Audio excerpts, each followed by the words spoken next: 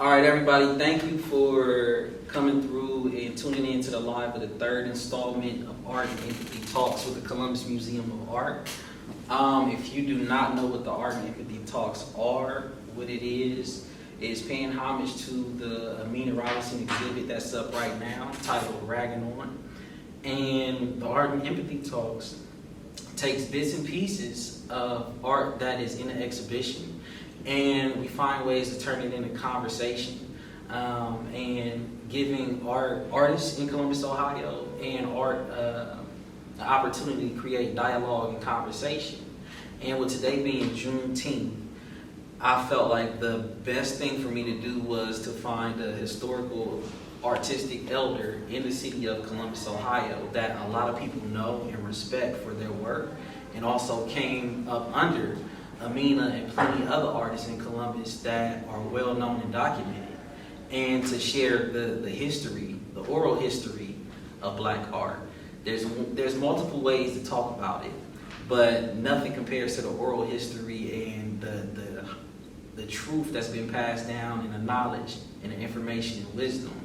And Richard Duarte Brown is the epitome of having all of those things balled up into one person. And I just want to say thank you so much for coming today and sharing your wisdom and energy with us. So the very first thing that I want to start off with, you can stand up, is Duarte has a rare Amina piece that he was gifted by someone. You can grab it right now. Let me see, I think this guy, like this. So it's,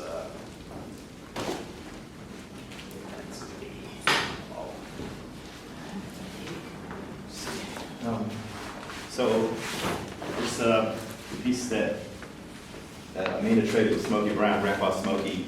Let's see, we usually stand here. Yep. Yeah. And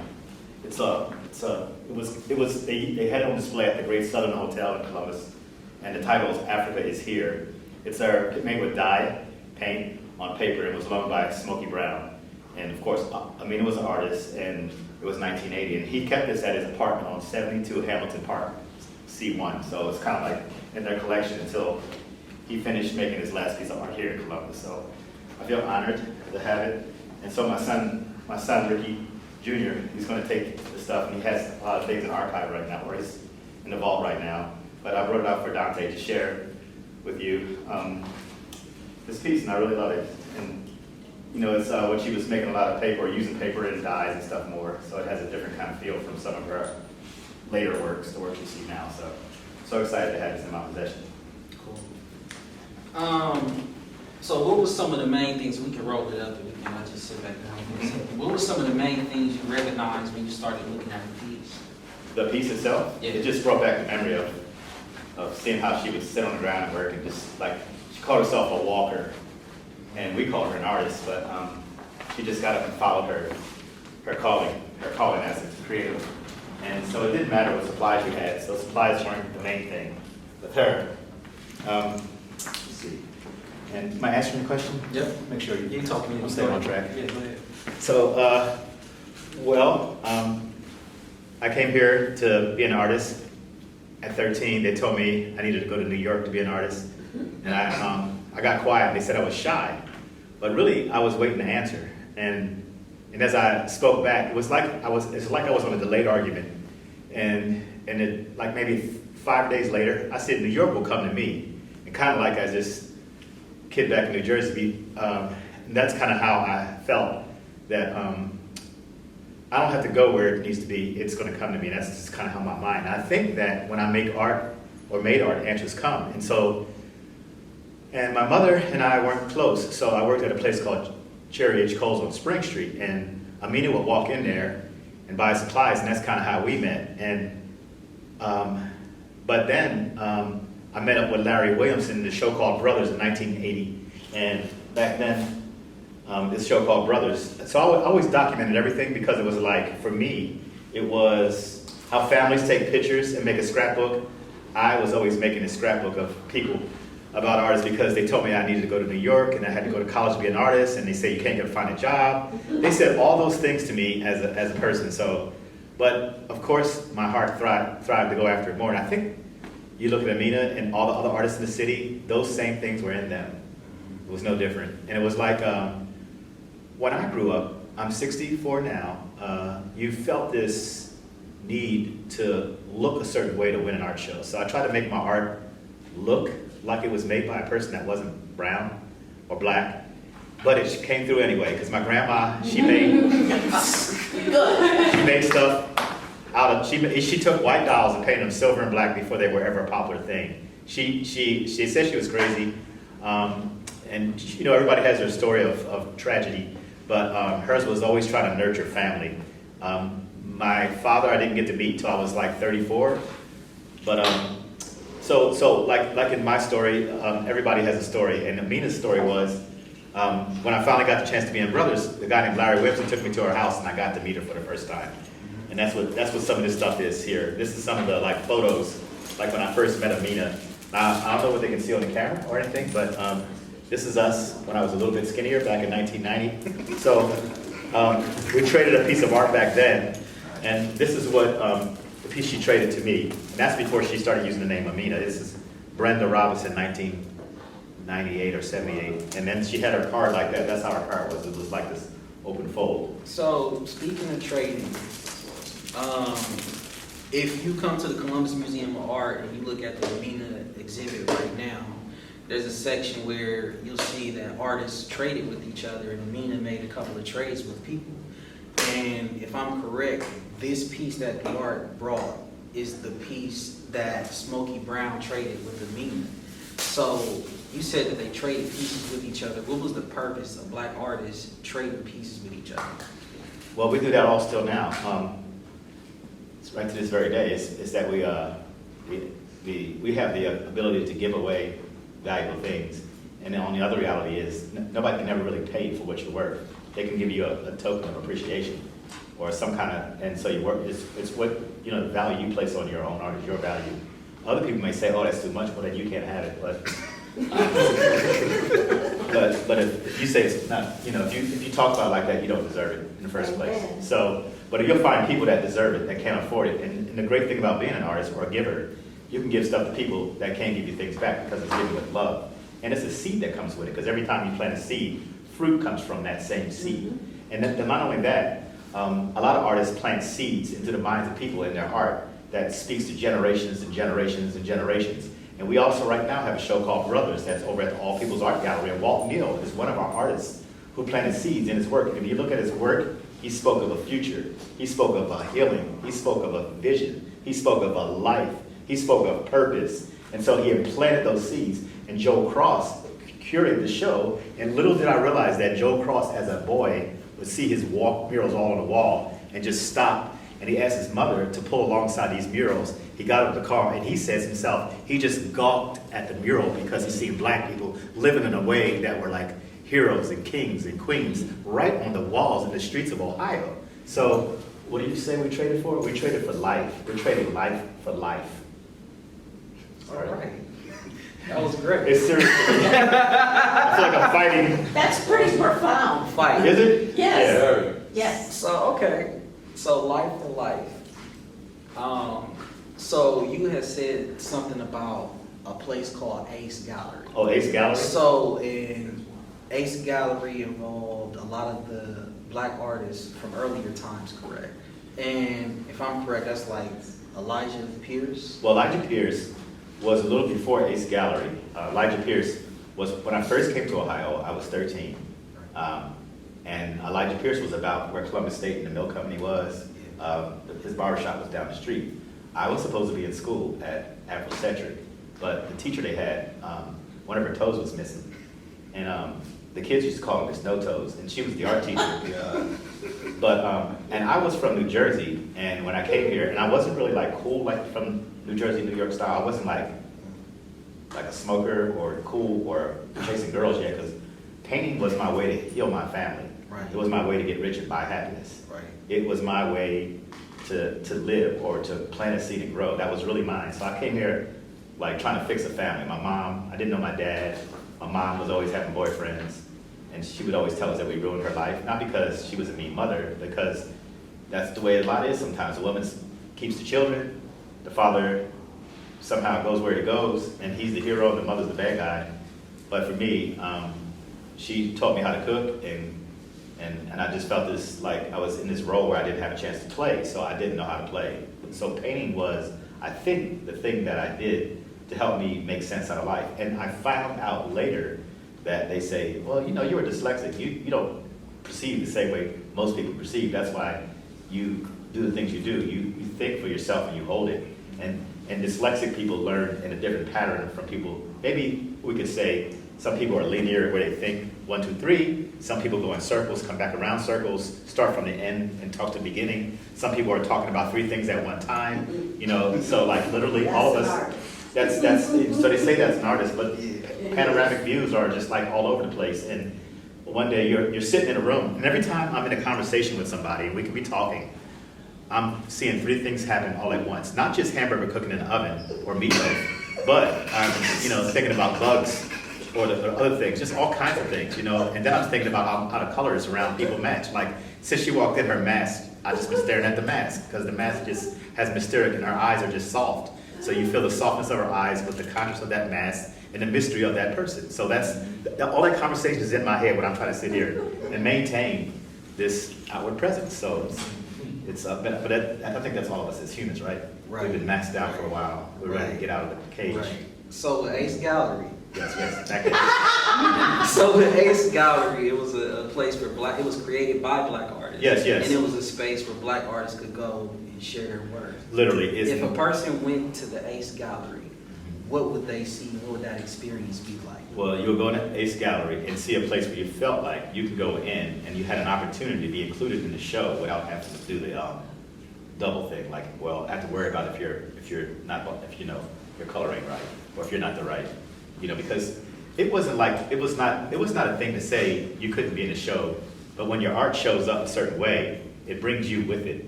And when it doesn't hit what some people's agenda is, it's just not in there. And so like, when you see stuff that when I noticed all these shows that would win shows, they would show you this beautiful landscape or these, girl with just different pictures that weren't mine. And I wasn't really painting animals.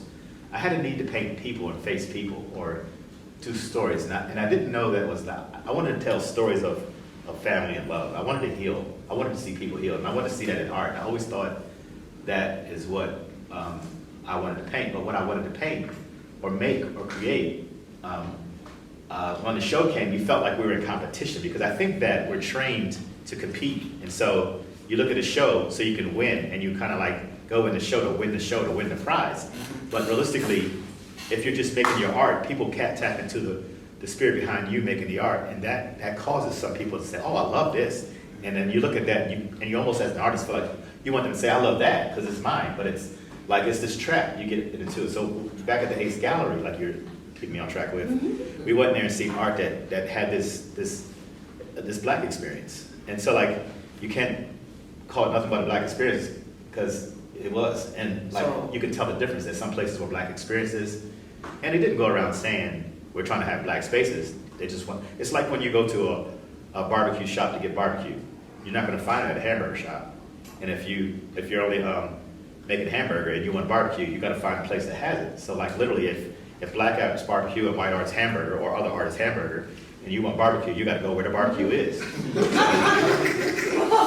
So at a time where people were segregated and Black artists weren't receiving the same respect and acknowledgement as white artists, how did the Ace Gallery thrive?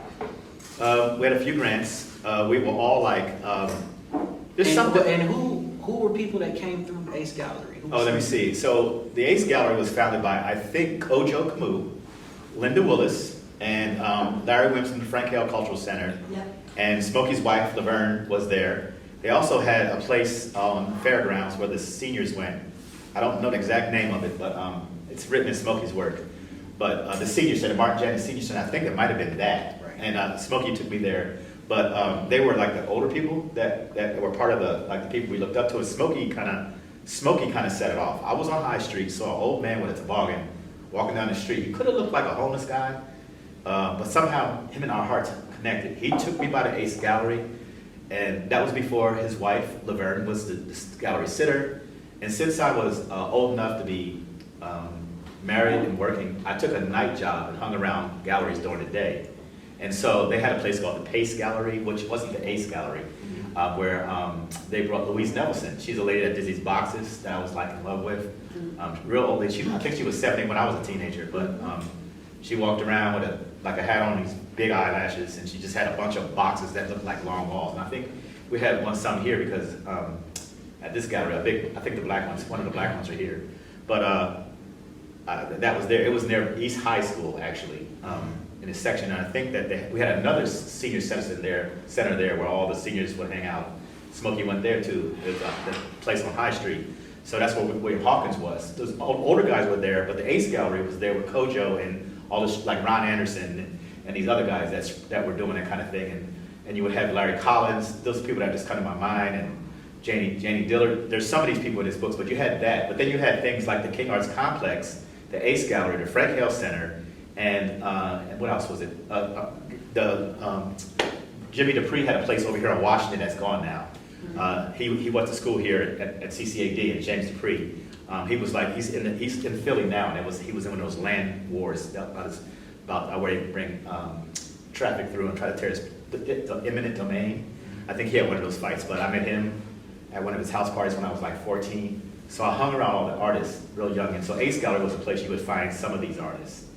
But I would go there and get a chance to. Joe Howard is another guy. Like some of these names. Anyway. So you mentioned Smoky Brown. Yeah, Smoky. So what was it about Smoky Brown that you connected with, and what was your relationship like, and what were some of the things that he taught you? Well, I think that when I speak now from this age that I am, because when you say you're getting an elder from the community, and I think, well, I'm in that tone now, huh? So when I met him, I was 30-ish, somewhere around there, and little kids and stuff was at home, and my sister-in-law said to me, how are you going to be an artist one minute and a family man the next minute? How are you going to do that? Just how are you going to do that? And first I argued back, then I stopped talking back, because all those arguments are in all of us from, whatever. And when I took a night job as a screen printer. So during the day, I could do art things and get rich and buy a house and continue my dream. And I already worked at Children's Hospital and went around. Anywhere I went, I realized you had to make your own opportunity. So if anybody wanted some kind of thing made or drawn, I would just jump at it. And then I wrote down what I did, because I was going to prove to everybody that I was educated. Because I was going to take every opportunity to sell work over here, sell work over there, buy work, and just show them I'm an artist, I'm professional, and I do this thing. And so I wasn't waiting for someone to teach me. I was just going to go ahead and keep learning from other opportunities. But when I walked into Smoky, I think what happened with Smoky was, since my grandpa I never got to meet, and Dad didn't need to know, 5th grade was a teacher, Mr. Steele. And in that grade is when Martin Luther King died, and Mr. Steele left this impression of he was empathetic. And the reason why I say that is, in the 5th grade, they had the announcement came up in the PA that Dr. King had died and got shot. And I was in a room with Mr. Steele with more than 20 other kids, and Mr. Steele wasn't a screamer like my mom. He was calm. And so I kind of adopted him without him knowing him as my father. And so when he cried in front of me, we were taught if you cried, you were a sissy. So, but Mr. Steele slumped in his chair when he heard it, and he cried in front of us. And it's hard not to tear up right now, because you feel that, you feel love. He cried for love, empathetic love. Empathetic love is powerful. So when I was in Ohio at the Ace Gallery, looking at the gallery scene was different. It was a little more raw and more like 400 was rich, kind of more authentic. New businesses trying this, not so already a society. But you had your different societies. You had people that weren't used to big afros. You had the old buildings that was there. The trader store, I think it's Yankee Trader. You had other shops, but you could feel a sense of real culture that was on the High Street area. What was I talking about? There I go. We were talking about Smoky. Yeah, Smoky. So I was walking down, looking at the shops, looking at the place, filling it out, trying to find opportunities, and there was Smoky Brown by the Ace Gallery.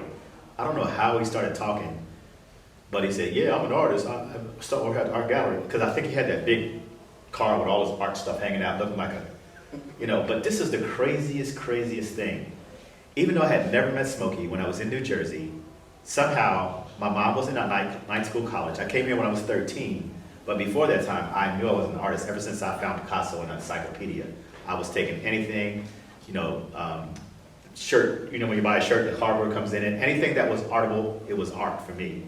So I started taking dolls, like my grandma made these white dolls and painted them silver, and they might have blonde hair and blue eyes, but they were people of color by the time she got finished with them. And so we had other colored people in our house. And so they had these art a call for art at the Steel Pier, little place, and I joined this art league. So I took a wagon, some fabric my mom had, and made this art piece and put it in. And I showed up, the people looked like me like, what in the hell is that? And I didn't know that they thought that I was like extra. But when I met Smoky and saw his art, it was like that. It was so the mistake people make, they think because you make what they call outsider art, that you're outside, you don't have any sense, sometimes. But there's like this organic need for all of us to play, to make, to touch, to articulate the unknown that just comes from us intrinsically. And I think that Smoky and I met on that level. Then on top of that, when Smoky was, his name is actually Russell Pierce, and he had lost his eye in a bar, and so he didn't like bottles and glass. And when he changed his name, he became an alcoholic. And if you look at his work, it talks about So Many Days Sober. It talks about stuff like that. And Ed Colston is another guy that's an artist, a father artist. And when I saw him, there was this instant camaraderie, and I just hung around him. And people thought he was my dad. And one article was written about me one year, and I talked about my real dad not being there. And all the people at the senior citizen heard that story and seen an article, and they started hitting him with his purse. They said, Smokey, you shouldn't treat your son like that. So they thought that Smokey did it dirty. Said, oh no, Smokey wasn't a hugger. He just wasn't a hugger, because for some reason some people come from that. They wanted to be a tough, strong man, but he wasn't a hugger. And so he always made art that had this thing on it. And I remember doing something with him. And Baba's Gallery, that's another gallery that was here, because the William H. Thomas Gallery on Brighton Road. Yeah. All these galleries are some of our pockets, because they come back to you because they were gone. There's one more, Deirdre Hamlin had a gallery called Peaceworks, and Queen she ran it for a while, or did whatever, and then Larry Collins took over. But let's sum it up, as the mind goes back. But it's written down in other places. But let me not digress and stay where you're at. So, there's been multiple times when me and Duarte had talked to each other about art and some of the people that he came up under, and it seems like Smoky Brown was a very, very important person in your journey to becoming an artist and seeing what it's like to stand firm in your identity and what it is that you create. And I remember Duarte shared a story with me about an artist, I forgot who it was, but an artist had passed away, and one of his relatives had some of his work, and they reached out to him. And actually, it's Elijah Pierce. Skip Pierce is his nephew. Go ahead. No, but yeah, what happened? So at one point in my life, I got into a situation where I lost my job, and I had to go get a job at a temporary job somewhere, and go through some situations, And life comes at you all kinds of ways, all kinds of times, good times, high lows, but we just make it through. And I was working at a place called T-Shirts to the Rescue, and the guy that ran it, I can't think of his name, but he was a friend with Skip Pierce, who was Elijah Pierce's nephew.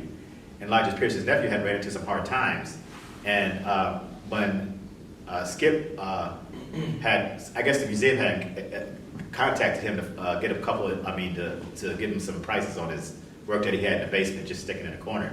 And so they appraised it, and they gave him a big chunk of change for it, for the two pieces that he had in the basement, his grandpa's inheritance.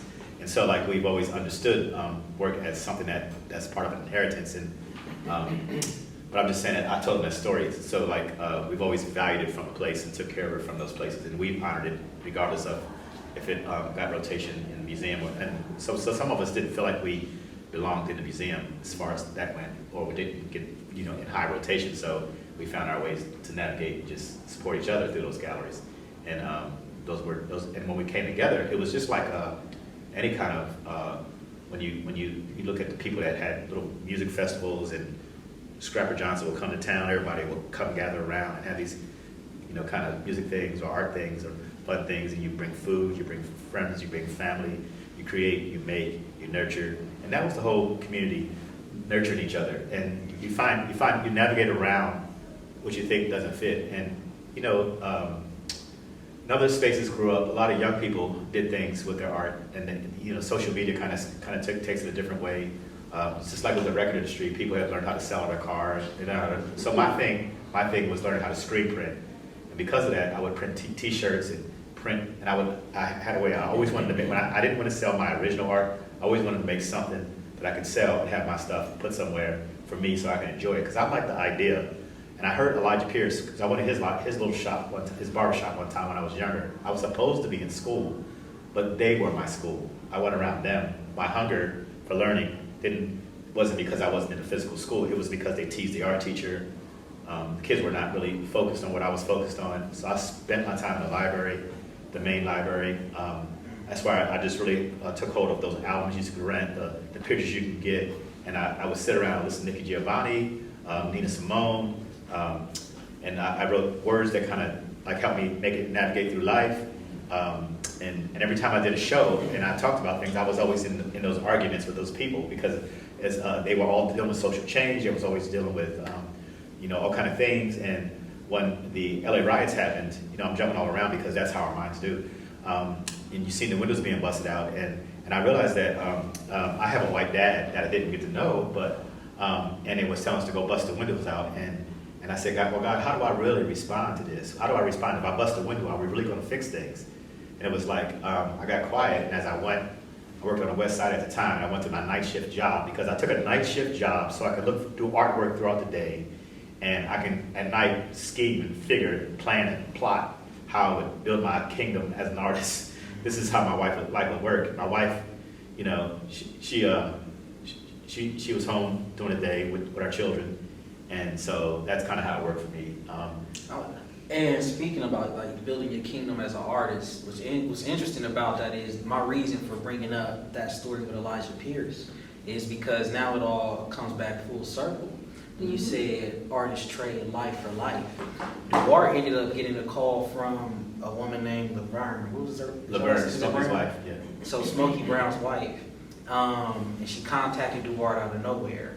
Just 15 years later from his death. And what happened was she had told him that she wanted to give Duarte all of Smoky Brown's work. Well, she said a bag of his work. So a bag of his work, but what ended up happening was Duarte has over 100 pieces of original Smoky Brown work. Mm-hmm. He could literally do a full art exhibit with all of the work that Smoky Brown has.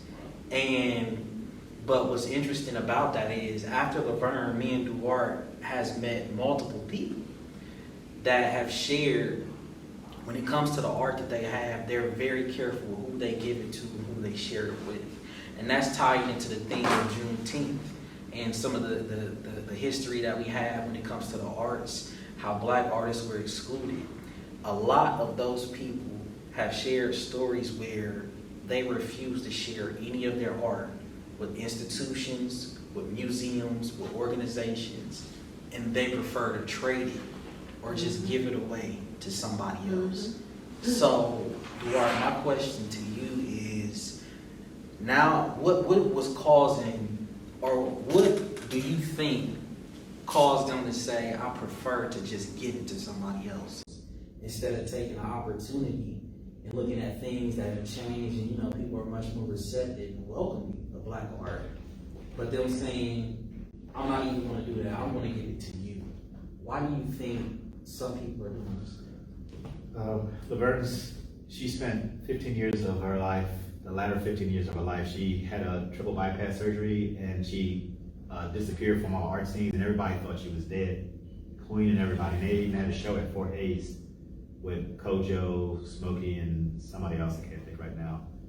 and Shy Towers. And I think strategically she saw all that because she went under her maiden name on Facebook and contacted me, and she calls me Ricky. Family calls me Ricky. My name is Richard Duarte Brown, but family calls me Ricky. Ricky. And so, and I called her, and she said, "Hey, Ricky, it's a flash from the past, Laverne. I see you gave me on my wall, blah, blah, blah." She said, "That's all you remember of me or something?" And she invited me over. She said, "I got a few little things to give you from Smoky. I wanted you to have it." And then when I realized she was giving me whatever she had left that she cherished, she had a few pieces for other people because I think really she knew she was dying. She knew the struggle of his work being outside of art and how there's been, his work's been, when people, oh God, my mind's going blank. Counterfeiters. Mm-hmm. There's a dentist here who has a lot of his work, and a lot of work was in that. I showed her the work because we took pictures, and she said, "This is not real. This is fake. This is fake too." She laid about 6 or 7 pieces that weren't really his real work because the style that he was, people would kind of imitate it, like and get the wrong idea and make stuff like too hot for hot sauce. But his work more had more of a loving kind of like idiom to it. It wasn't always like the way some of the people were taking alligators and doing different things work. But a lot of his work is really real. But she said that she was not giving her work to the museum because they didn't feel welcome, and she wasn't going to do that. She wanted to give it to somebody that would know what to do with it. And so Streetlight Guild was here, and it was a place to show some of his work. It pulled a whole lot of people out of the woodwork, and there was a lot of people. And I think the guy Scott learned how people view artists of color, and he's kind of like a very strong. I think his mind is very. How do I say? He's got good depth. He's got good depth of field. He's got perception. He's insightful. He's a poet. He's a cultivator. He's a cultivator of authentic culture. And so when culture is whitewashed or painted over or covered up, and layers are just buried, some people that were buried are still alive. And they say they buried us, but they didn't know where were seeds. The seeds keep growing. And so I think they may bury some stuff, like some people say, but life is still in them seeds. And so I think that Laverne's word to me, she said, "You'll know what to do." And what that really means is I'll pass it on to Ricky, and pieces of it has gone here and there. We won't talk about it a lot. We'll just put it in a vault, save it, value it, and do just like other people do, but bring it up when it's time to bring it up, but we'll have a little control. But that's the thing Marshall was working on, having some control. And he said the reason why, because I think Marshall's argument was to a guy, Marshall Shorts is an artist in our city who works with creative control and a few other things are influential. He's spoken about this dilemma where he went to places and he said, why isn't there any black speakers or thinkers or movement forwarders and inventors and all this stuff? And he said, well, you create your own space, you can have your own, because we own it, so we do what we do, basically is what the argument was. So his purpose is to find places to garner that place where you can find some control so you can have input, but it also it will look like he's doing a negative thing because people think, why are you going to do this? Obviously, because we just have to fight for every damn thing all along the way. And there's this point when you finally just like, enough's a daggone enough. Mm-hmm. No matter how green ties you get, and how many degrees you get, and how many personalities you get, if they don't accept you, you just ain't accepted. Mm-hmm. Vice versa, either way. Having a white father and a black mother, and hearing that song by Cher Half-Breed, everybody wants to fight somebody. You just have to find a common ground, let the seed grow, and plant it where it's good soil. So wherever there's good soil, the paintings will come. And the thing is, a lot of times we'll struggle with something, staying up real late to get it done, and you wake up tired. But if I go to bed and wake up, I know what to do. And if you learn anything about George Washington Carver, who was in a time that was out of joint, who was dealing with all kind of, even to the point where they castrated him, but he could take seeds and get the chemical compound. He painted pictures. He took cotton that was something that took from the soil and invented peanut butter. I mean, all kind of things were made just because he opened his mind. And all kind of places were made for him because he opened his mind. And even the fact that he didn't have, family, he had family galore. And he had this relationship with people. And I believe that as a walker or a creative or a person that makes, the love of your life sprouts bigger than a painting is a part of the reflection of, or a narrative or a piece of traded art is a part of like a homemade pie that welcomes someone to the neighborhood. Mm-hmm. It's all about family and connection and building this community. It's authentic culture. And when you're safe to be yourself, you reflect the best. All of us do that. So somewhere along the line, we get into the competitional thing, or we turn it into a weapon instead of a thing that builds a community. That's really what this is really all about. Mm-hmm. All right. Well, my final question for you is, moving forward, what do you think the best way for the city of Columbus is to respect Black artists? Because it's been well documented that there's been a history that Black artists have always had to create their own spaces. They had to trade amongst each other. They felt excluded. And it seems like now an effort is starting to be made. What are some things that should be done to make sure they continue to respect Black artists properly and not make them feel like they're being exploited or like they're being used, or just because it's Juneteenth, or just because they need Black people? How can they respect them in a genuine fashion? No. So when I answer that question, I answer from a place of when you come to a place and you're accepted and you don't have to recognize you're a Black artist, you're accepted. So my suggestion is don't wait for Black History Month to have Black art, or make it like, don't wait, like set something different. Use it as art from the family. Create this thing of see us as family. If we see us as family, we just include everybody all the time and not wait till a special time to look at Black art, or emphasize Black art, or even women art, or even ethnic art, period, or art that's not European, or that's one thing. But then to go to a place where you can still be yourself without having to change or shift, that feeling of acceptance breaks off the need to be accepted. So it's almost like Scott did for me something, so I was trying my best to get into Hammond Hawkins and get into this gallery and other galleries, and like as everybody else. Or I was trying my best to get that one grant that GC gives one artist one time a year, like everybody else. So we all hustle and bustle and try to get that thing, and then you start realizing, darn, these other people didn't get it. Something about that one thing you're going for, is that all we were born for? First, recognize we wasn't born just to make a piece of art, give everybody our smart words on Facebook. You know what I mean? There's, like, when we're really operating from a place that deserves recognition, it'll come, it'll follow you. And you really ain't gotta worry about trying to get it in here and there, because realistically, if you have to fight to get it in, you have to fight to keep it in, and then you have to fight to keep it maintained. And it's like, you wanna go where a garden grows because you've planted the right seeds. Mm-hmm. You wanna go pick the fruit that's worth eating. So literally, the answer may seem aloof, but realistically, don't fight to get in where you're not accepted. Just build and wait for it to happen. It's going to happen, because the thing is, I hear a lot of people say, I'm ready to call for artists to do a show. Who's ready? The people that are making the art, not the people that are trying to win a grant. The people that are trying to win a grant only make work that fits to a grant. But if you make a piece of art, you're ready. If you just make the art. Amina's words would say, just do your art. Smoky said, use your gifts.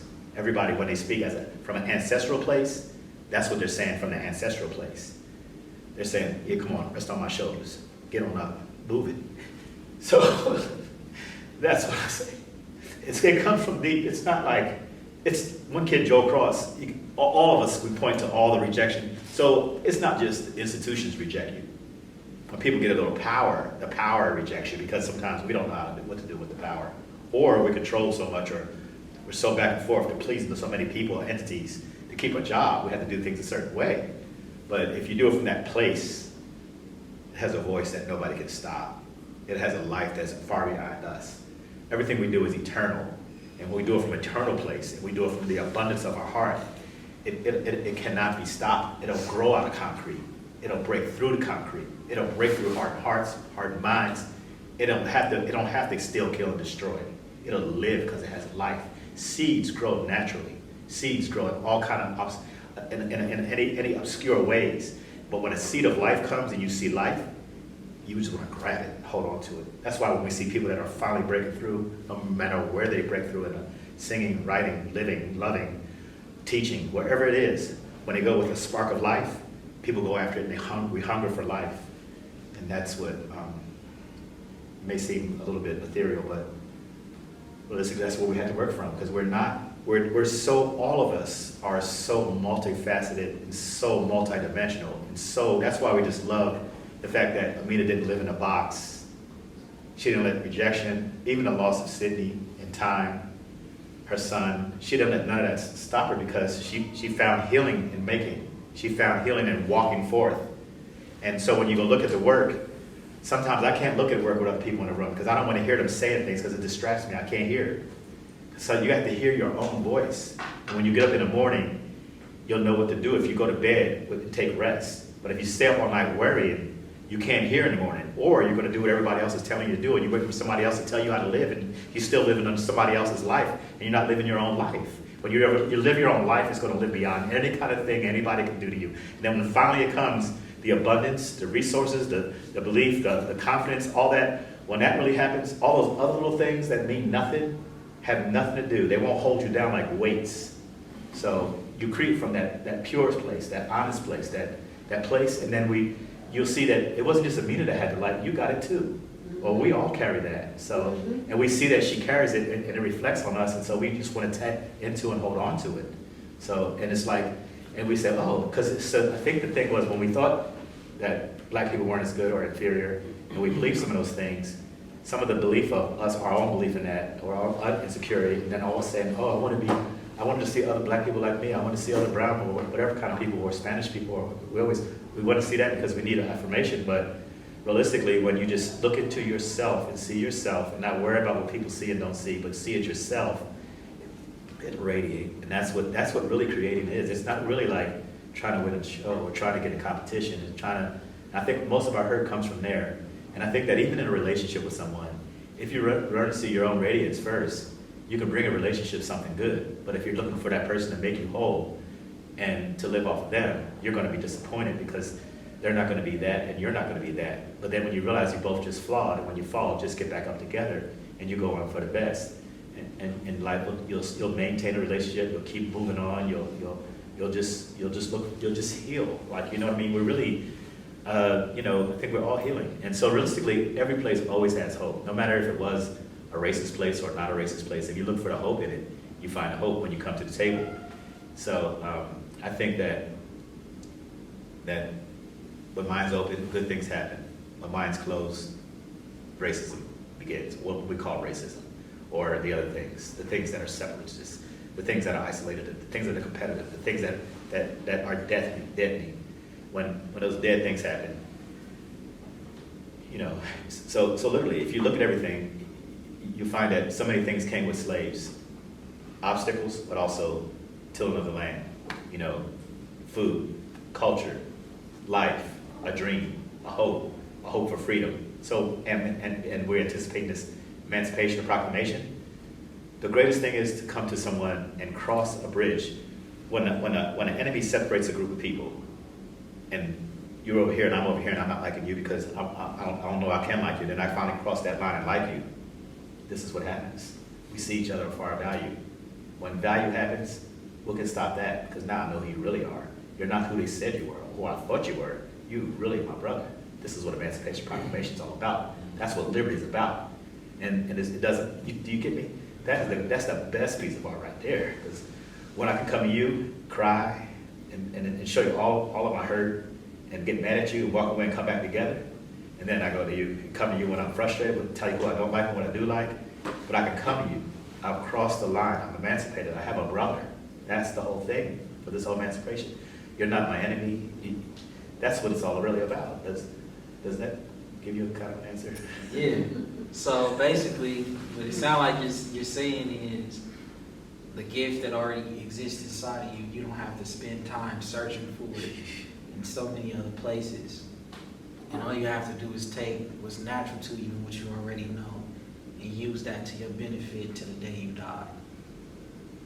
It's crazy. Right? This is really, I came here driving today thinking, I was in church and they always want to know where the leaders are going to come from. And I said, in my prayer, our prayers are talking, our language. In my prayer, I was like, where is leaders coming from? And it was like, from the streets. And I said to the pastor, the leadership's going to come right from the streets, the people in the streets that we don't value. And that piece you says right there, right in Africa is right here on Mount Vernon Avenue. And so one day I met Duarte, and I saw him as the person passing the brush to the next generation. And I asked him, would he take a minute and put this brush in his hand for this painting I'm gonna do for after Trayvon Martin got killed? And he said, yeah, but he hesitantly. But truthfully, if you can see it, well, that's the gallery, that's the life right there. It's in you. It's in you. It's you, the living piece of art. And all this place will come to you. Look at you. You're bringing me in the museum. I couldn't do this myself. You did it, the next generation, the one that I saw coming from the street. That is what an artist does. A walker sees what they're supposed to project, and you're the prized possession. You're the piece that I was waiting to do. You're what I was born for, to pass it to the next generation. And then you pass it to the next generation, and then generation after generation. We stand literally, and we see the results of standing on shoulders. And that's what it is. That's life, bringing life. And you listen to the stories of Smoky, meeting Amina before she dies, not even knowing who she was, on and on and on. You know what I'm saying? So who knows? And you carrying my stories. I mean, you're doing something I couldn't have did a better. I mean, thanks God you came from the streets. I mean, you know what I mean? It's as real as that is. Africa is right here in Columbus. I mean, that's what that piece that was given to us says. And you're teaching us how to be empathetic. What prized possession is that? You're bringing us together. And look at that. I mean, I could, in my scheme of things as an artist, I couldn't have made this happen without the vision coming to this manifestation, And when Wally's wife said that he just painted seeds from that planet that falls everywhere, that had kids come from the next generation and paint hope, future, and imperial forces in their paintings, and use shoes as symbols and stuff like this. That's tapping into who we are meant to be, and that's the greatest form of art we all have. So and there's liberation in that, and that's what. So my idea, when we paint and honor and celebrate this first day of Juneteenth, what an honorable place to come and see this happen and see you like hold on to the value of our stories. So like now that they're not only oral, they're recorded, they're written, they're preserved, they're told. That's what this museum, it holds the stories of families, of generations, of people that lived in our city. And when we go into here and pull these stories out and we look at them, we gasp, we gawk, we connect, we heal, we preserve, we love, we fight to keep on, because this is what makes us higher than the animals in any kind of every regard. It's what makes us can't wait to tell our kids or bring our kids in. And when you get that feeling instead of the feeling of racism or that other stuff, you don't really see. You see in a way that we were meant to see. Everybody's blue in my eyes, That's true. Well, for the people that's watching on the live, I'm about to stop the live. And I just want to say that if you have not been to the Columbus Museum of Art yet to check out the exhibition, I'll contact me and I will be able to get you set up to look through the exhibition. But please keep paying attention to these conversations, because I got a couple more guests that have knowledge, information, and wisdom that needs to be shared. And I just want to say thank you, Duarte, for coming out and sharing everything that you have, everything that you've created, and everything that you've done, and passing on that oral tradition.